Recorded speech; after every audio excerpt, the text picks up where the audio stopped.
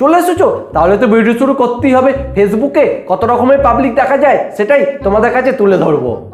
সবাই মা প্রেমী। ফেসবুকে যতগুলো পাবলিক আছে তারা তাদের মাকে খুব ভালোবাসে। বিশেষ দ্রষ্টব্য, তারা তাদের মাকে একমাত্র ফেসবুকেই ভালোবাসে। বাস্তবে মায়েরা যদি সন্তানদের কিছু কাজ বলে ফেলে তাহলে মায়েরা খুব অন্যায় করে ফেলে। জীব প্রেমী।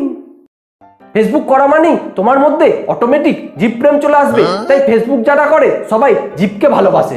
কিন্তু বাস্তবে দেখা গেছে যারা ফেসবুকে এত জীব প্রেম দেখায় তারা পশুদের খাবার তো দূরের কথা, একটু জল পর্যন্ত দেয় না। সিঙ্গেলদের ওয়ার্ল্ড।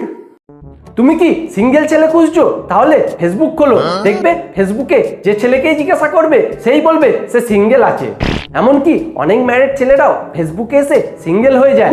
গণনা করে দেখা গেছে সব থেকে বেশি সিঙ্গেল ছেলে ঘোরাফেরা করে এই ফেসবুকেই। সত্যবাদী।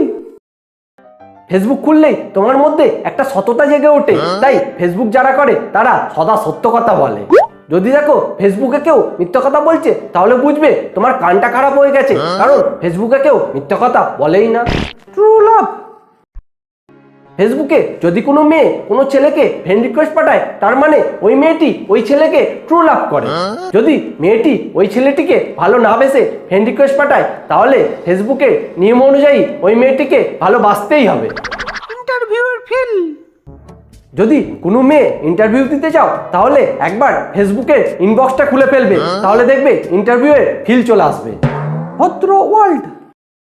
ফেসবুক যারা করে তাদের মতো ভদ্র মানুষ পৃথিবীতে কোথাও গেলে খুঁজে পাবে না। তারা এতটাই ভদ্র যে বাবা মার মুখের ওপর কথা বলে না, প্রেম কি জিনিস জানেই না, এমনকি মদ সিগারেট বিড়ি এইসব খাই না।